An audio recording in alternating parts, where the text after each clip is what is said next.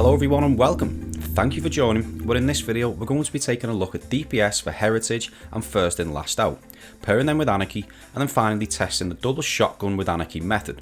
Numbers for First In Last Out will be covered quickly, but I'll spend a bit more time with Heritage. So all testing was done with a major spec mod, as testing was against Carl, and there was nothing to increase total reserves.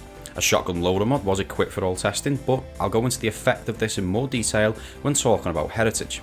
The perks tested on First In Last Out was Assault Mag, Auto Load and Holster, which only plays a part for the double slug method, and Vorpal Weapon. The perks for Heritage were Reconstruction and 3 different magazine perks, those being Appended Mag, Tactical Mag and Assault Mag. I didn't test this with recombination as it shouldn't make a big difference to DPS, and mainly just because I don't have one yet with that perk to test.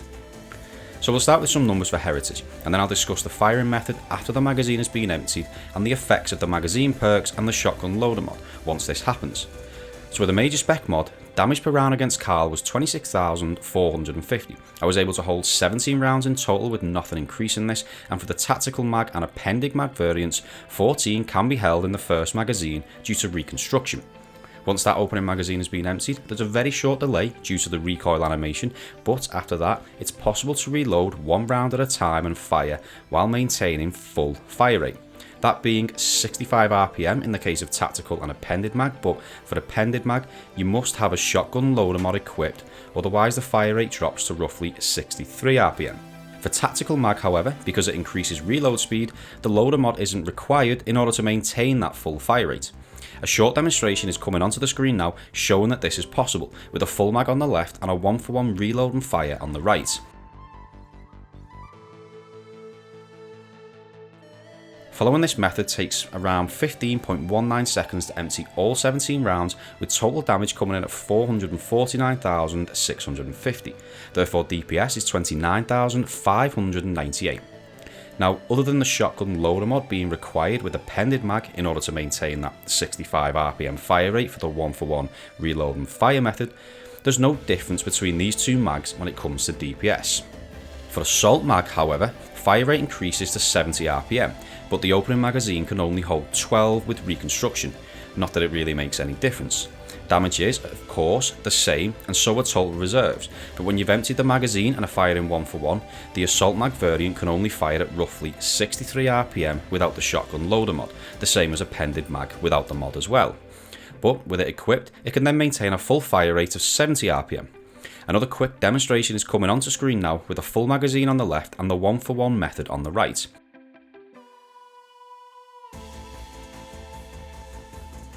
When transitioning from a full mag to an empty mag, the short delay was found to be the same as that of appended or tactical mag.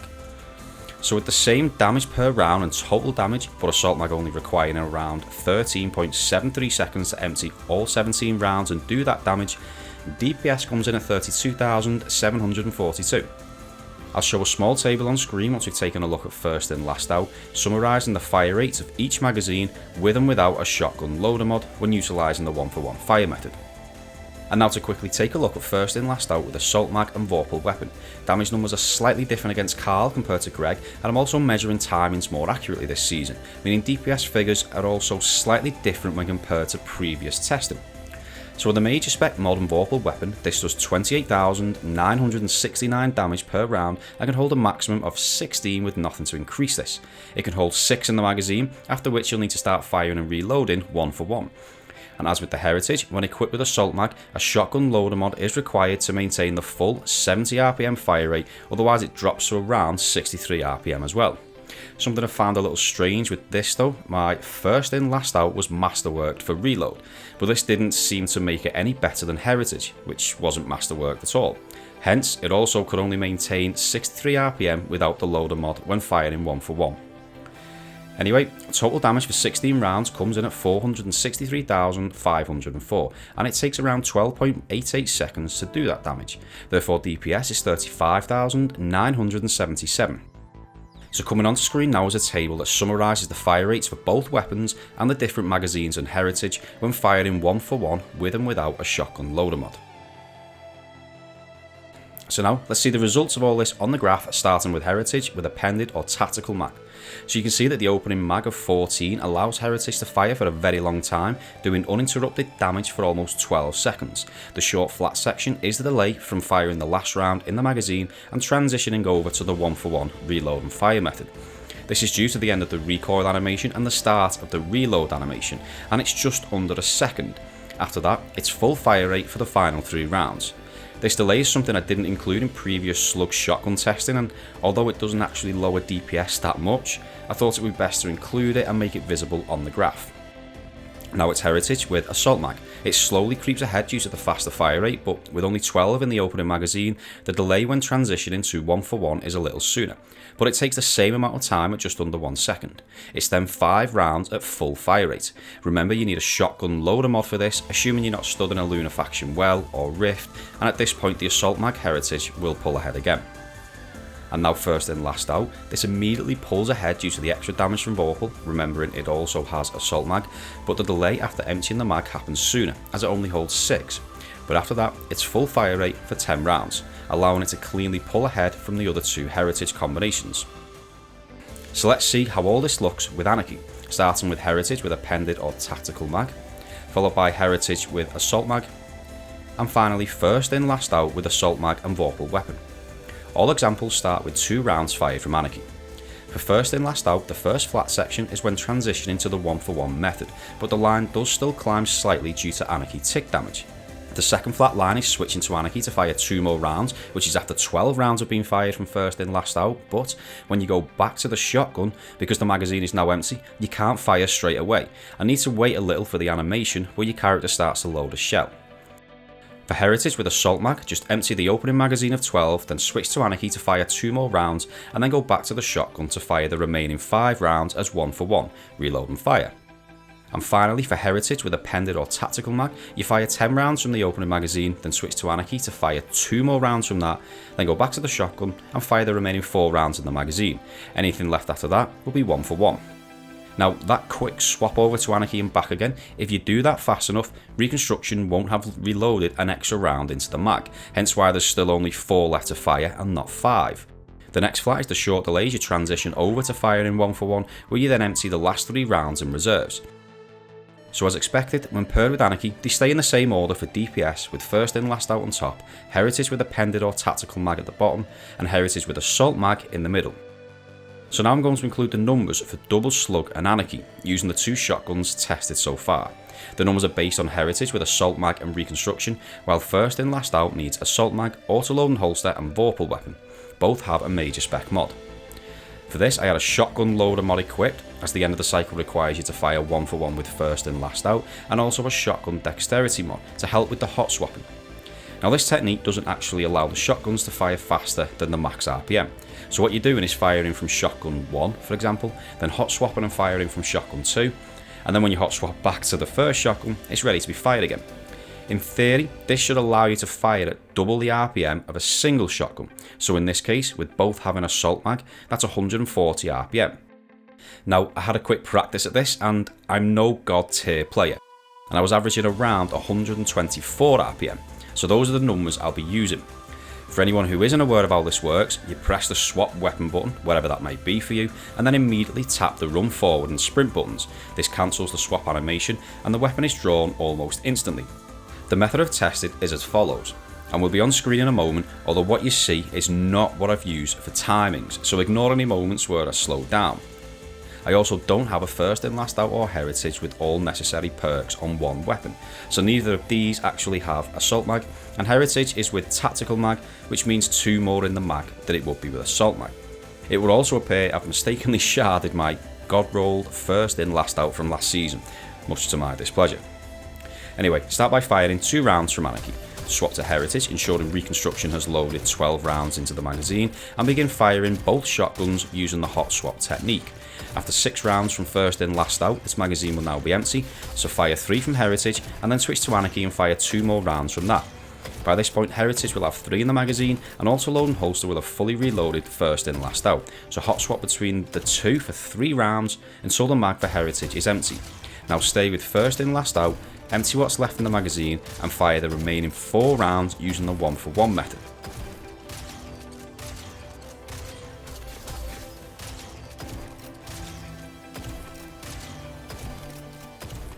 Now, I'm not claiming this is the most efficient way to do this for DPS, but just how I've tested it. So total damage for this came in at 1,841,000, and if executed perfectly, can take as little as around 15.3 seconds to do that damage.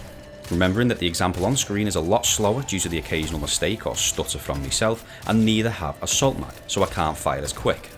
But when done properly with the correct perks, this means DPS in theory can be as high as 65,414, which is the highest of any weapon or combo I've tested on this channel.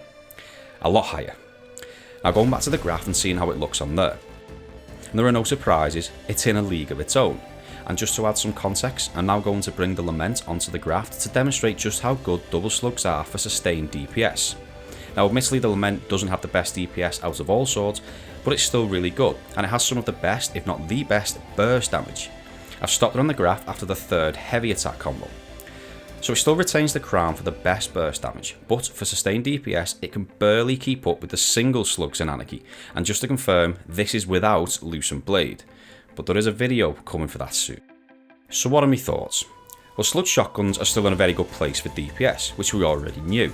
Personally, I prefer Heritage as the reconstruction perk is just so damn brilliant and something new, even if first in last out is technically better for DPS. And something I like about shotguns is their diversity.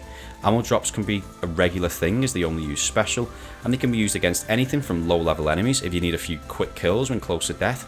They have excellent damage against powerful enemies, and they're clearly very good for DPS. I also find them more fun to use than regular pellet shotguns, as there's just something satisfying about flicking the weapon and landing a headshot. Right now, my own personal Heritage with Tactical Mag, Reconstruction and Killing Wing stays in the primary slot for almost every PvE activity. As for the double slug and Anarchy setup, I don't like it. It's just too impractical for most activities, even more so if it's difficult endgame stuff like Master and Grandmaster Nightfalls. It can be relevant and useful for a raid boss or two, but even then, can you get close enough and land every precision shot? It's an almost perfect setup for phase 2 Tanics with a Divinity user, as the ads are very easy to manage, but that's the only place you'll see me using it, and it'll be just for fun. Because of that, I probably won't be visiting double slugs again, unless something major changes, and also to keep my sanity in check. Could really use a Tribute Hall 2.0 for this kind of stuff. And that's all from me. Quite a short video, but I hope you enjoyed it and found it helpful. If you did, don't forget to like and subscribe, and please give any feedback or ask any questions in the comments down below. As always, thank you very much for watching, and I'll see you next time. Hello everyone. I'm actually recording this after the video has been finished, and I was about to hit the render button, but I decided last minute to add this final section regarding DPS numbers in general. So firstly, some viewers may have noticed that DPS for first in last out with Anarchy in this video is a lot higher than first in last out with Anarchy in my last shotgun video. Quickly, that's because when calculating the time to empty a magazine, I take the time between each round and multiply it by the number of rounds minus 1. So for example, if there's 10 rounds in a magazine, I take the time between each round and multiply it by 9. Now I didn't do the minus 1 part in that video, so that was my mistake, but it has now been corrected in this video. But this leads me on to an interesting topic about DPS in general, and how, technically from a time perspective, the first round to fire is free. Whether that be the first round in the opening magazine, the first round in a magazine after reloading, or after switching from Anarchy, etc. That first round, when you might start recording damage being done, is instant. This means the DPS for a weapon, from a mathematical point of view at least, is constantly changing, and why you can't really give a single accurate number for DPS without also providing a period of time that you average that DPS over. So this can be seen by two things on the graph. Firstly, first in last out comfortably pulls away from Heritage with Assault Mag at the start, but if you look at the end, Heritage is now actually running parallel to first in last out. The same can be said for Heritage with Appended or Tactical Mag, falling behind the Assault Mag variant at the start, but for the final section of the line, it actually appears to be gaining on Heritage with Assault Mag. This is not a mistake, the numbers are correct, but it's all to do with the first round in a mag that technically has infinite DPS on its own.